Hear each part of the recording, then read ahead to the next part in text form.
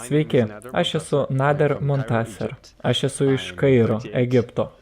Man yra 38 ir aš turiu savo nuosavą verslą, kurį pradėjau maždaug prieš 8 metus. O koks tai verslas? Na, aš esu mažo kavinių tinklo bendrasavininkas. Mes parduodame kavą, espreso, kepinius ir visokius skanumynus. Prieš maždaug 4 metus aš ganėtinai stipriai susirgau ir jeigu norite, galiu jums apie tai papasakoti. Man buvo diagnozuota taip vadinama išsėtinė sklerozė. Tai yra autoimuninė liga, kuri pakenkia nervams ir tai yra ganėtinai pavojinga liga, nes ji yra chroninė.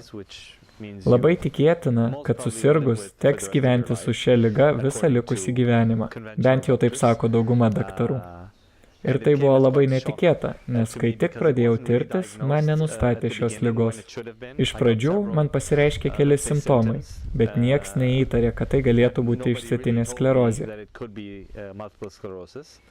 Iki kol mano akių daktaras nepasiūlė išsitirti.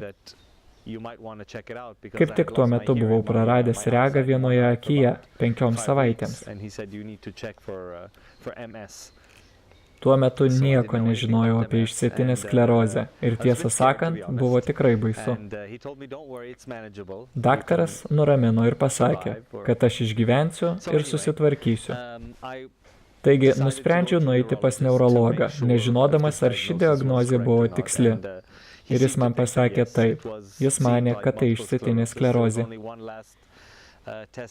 Jis dar norėjo padaryti paskutinį testą. Tai buvo skysčio paėmimas iš mano stuburo ir siųsti mėginį į Prancūziją tyrimams. Bet tada jis pasiūlė, kad jei jau darysiuos šį testą, turėčiau apsvarstyti galimybę važiuoti gydytis į JAV ir aš sutikau. Vienoje tikrai didelėje ligoninėje, Mayo Clinic, tikrai gerai žinoma ligoninė, aukštos technologijos ir visa kita. Ten susitikau su daktarais ir jie patvirtino po testo, kad iš tiesų man yra išsėtinė sklerozė. Jie rekomendavo leistis vaistus vadinamais interferonas 2 kartus per savaitę. Ši chemija yra tikrai negailestinga. Ji turi daug šalutinių poveikių ir yra išties brangi. Aš tada jų paklausiau, ar tai tikrai yra veiksminga, tai tikrai brangu, daug šalutinių poveikių, ar mano situacija pagerės? Jie man atsakė, kad neurologinių simptomų dažnumas sumažės 30%. Neįspūdingi skaičiai.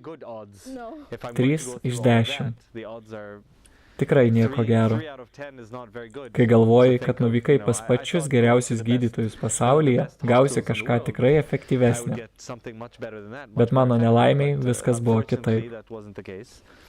Ir ką tada darėte? Vienintelis dalykas, kuris mane vedė į priekį, tai buvo psichologinė pagalba po šoko.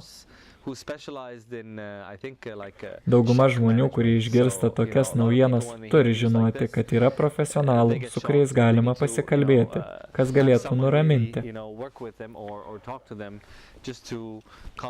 Psichologė man pasakė, kad su išsėtine skleroze labai svarbu teisingi pasirinkimai. Tai yra sakinys, kurio niekada nepamiršiu. Teisingi gyvenimo pasirinkimai. Šią žinutę mėgstu pasidalinti su visais.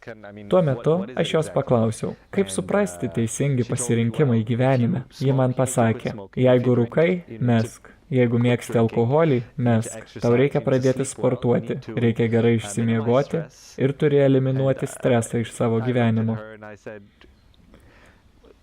O Dieve, aš supratau, kiek daug man teks dirbti. Visose šiuose aspektuose aš buvau toli nuo idealo.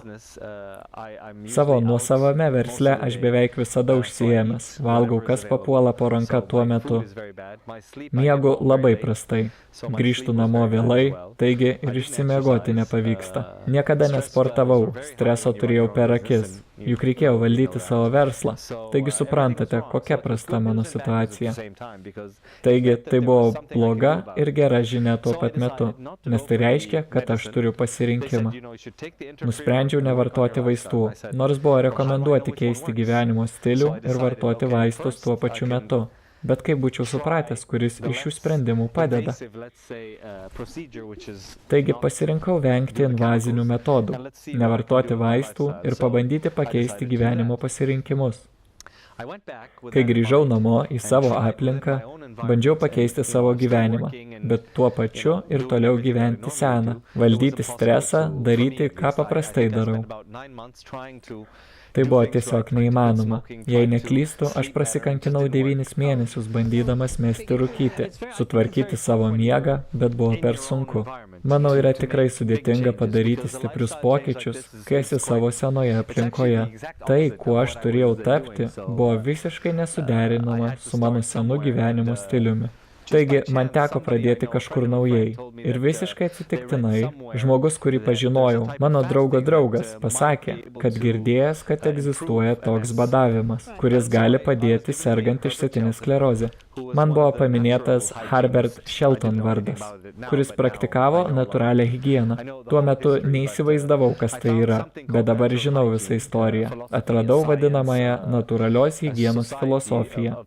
Mokslo šaką, visuomenės grupę, kurie tikėjo specifiniu gyvenimo stiliumi. Jie tikėjo, kad badavimas ir nevalgymas ilgais laikotarpiais leidžia kūnui save gydyti ar išsivalyti, ar bent jau pailsėti. Daug žmonių sakė, kad tai padeda su jų liga. Tai mane tikrai sudomino. Visas metodas buvo labai intriguojantis, taigi pradėjau apie tai skaityti, apie šią filosofiją. Man visa tai atrodė tikrai logiška, taigi nusprendžiau tai išbandyti.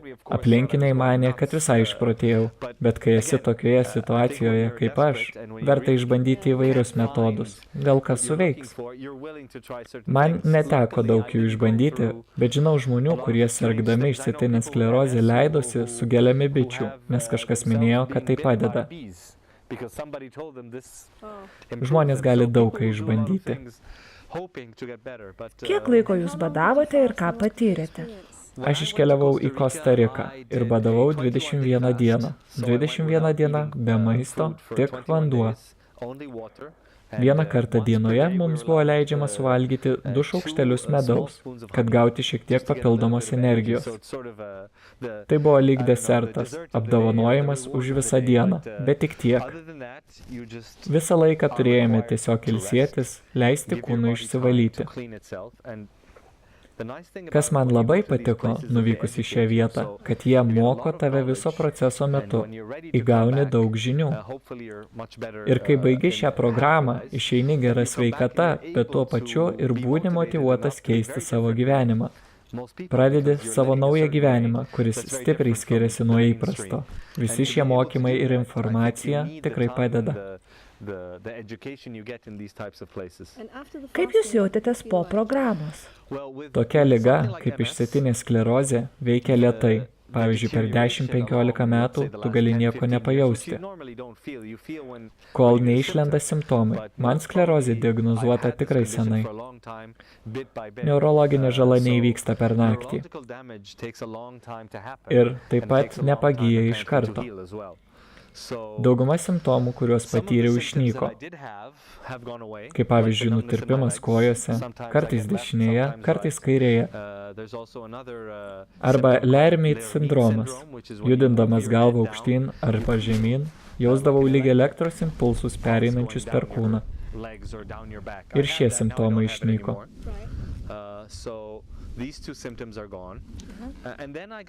Tuo pačiu pasitaisė ir mano oda. Geriau užsimiegodavau, mano situacija su akimis pagerėjo. Beveik visuomet jos buvo raudonos, dabar žymiai šviesesnės. Turėjau daug problemų su žarnynu, su hemarojumi, visa tai praeityje. Kūnas turi laiko daug ką pataisyti, atsikratyti nenorimų dalykų. Nejaučiu jokių simptomų jau 3 metus, jokių naujų simptomų ir aš jaučiuosi puikiai. Dažnai išvis pamirštu, kad sergu. Nusprendžiau, kad reikia pasidalinti šią žinutę su pasauliu, dalinti savo patirtimi, sprendimais. Leisti suprasti, kad reikia kantrybės, kad reikia duoti kūnui laiko, leisti kūnui sutaisyti, pagydyti save, žingsnis po žingsnio. Kaip jūs maitinatės? Po apsilankymo Kosta Rikoje ir praleisto laiko su Dr. Doug Graham kaip rezidentas, prižiūrėjau žmonės, kurie irgi badavo, kaip aš. Aš valgiau neapdorotą maistą su mažai riebalų, veganišką, 80-10 stiliumi, bent jau metus. Per laiką susipažinau su daugiau daktarų, kurie dirbo maisto srityje, ir po biškį grįžau prie paprastų, termiškai apdorotų produktų, kaip duona ar keptos bulvės. Valgau šiuos produktus nedažnai, bet visada atsakingai. Stengiuosi valgyti kuo daugiau visiškai neapdoroto maisto. Pietums darausi daug žalių kokteilių, valgau daug bananų ir špinatų, iš jų gaunu didžiąją dalį savo dietos kalorijų. Ryte valgau arbūzą ar kantalupes. Vakare leidžiu savo keptus produktus. Kartais ruduosius ryžius. Vis dar geriu arbatą, su kuo vis dar bandau tvarkytis. O kaip jūsų rūkymas? Mečiau rūkymą būdamas ten. Anksčiau surūkydavau 2 pakelius į dieną, su cigaretėmis nesiruošiau skirtis. Aš jas pasiėmiau su savimi ir daktaras man tiesiog pasakė, kad man jų neprireiks, nebus noro rūkyti. Galiu jas turėti su savimi, jeigu noriu, kad jeigu užsirūkysiu, badavimas baigsis, gydymas baigsis. Jis atrodė tikrai užtikrintas, kai sakė, kad kai ateisiu, mesiu rūkyti. Nebus nei noro užsitraukti, nei blogų pojūčių, nieko. Ir jis buvo visiškai teisus. Lyg ranka nuėmė. Jei būčiau žinojęs, kad tai įmanoma, būčiau metęs rūkyti jau prieš 10 metų. Man tai tiesiog nebeįdomu, jau 3 metai. Matau rūkančių žmonės, užuodžiu dūmus, bet viskas. Ta fazė praėjo. Niekada daugiau nerūkysiu. Man net nebeįdomu, nebėra poreikio.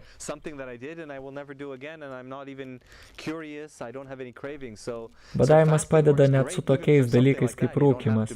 Nebūtina chroniškai sirgti. Kūnas gali tiesiog save išsivalyti. Užuodžiu cigaretės ir dabar tiesiog negaliu patikėti, kad tai dariau 40 kartų per dieną. Taigi, sakote, kad išgijote? Ne, tai ganėtinai sunkus klausimas, nes su išsėtinė skleroze žmonės gali pereiti fazę, kai liga yra atsitraukusi, gyventi be simptomų metus ar 5 metus. Taigi, galbūt tai sutapimas. Bet mano manymu, kad man pavyko bent sustabdyti progresavimą. Vis dar prastai girdžiu su viena ausimi ir nenumanau, ar kada nors atgausiu klausą.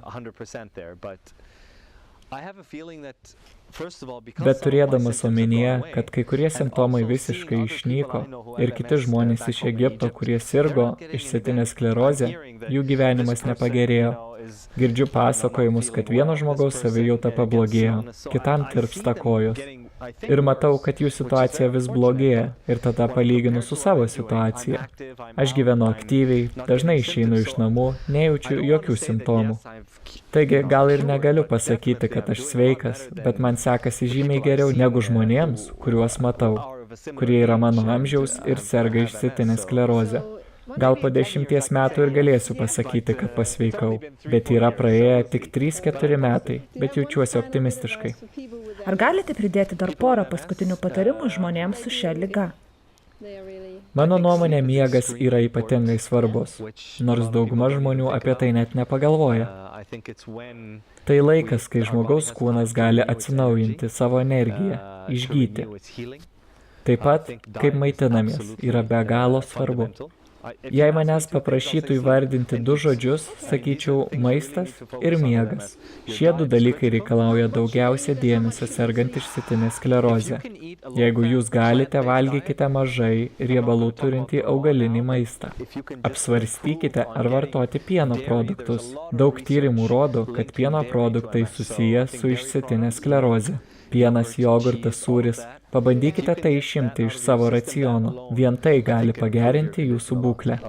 Kiek laiko reikėtų miegoti per naktį? Reikėtų miegoti tiek, kad kūnas pats atsibustų ir sakytų, man užteks. Kai kurie žmonės miega 9 valandas, kai kuriems reikia 7. Žmonės su liga gali miegoti ir 14 valandų, nes jiems reikia daug poilsio. Miegas yra lyg naktinė pamaina, kurią atlieka kūnas. Ir jeigu mes keliamės su žadintuvu, mes pertraukiame tą pamainą. Galbūt mums trūko dar 1 valandos. Per metus tai 365 prarastos valandos darbo, kurias kūnas turėjo nudirbti. Atsibundate su žadintuvu, išgeriate kavos ir bėgate. O tada naktį vėl einate vėlai miegoti, pamiegate tik 6 valandas.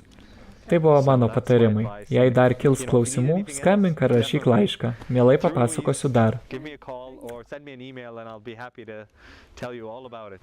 Ačiū už jūsų laiką. Nėra už ką.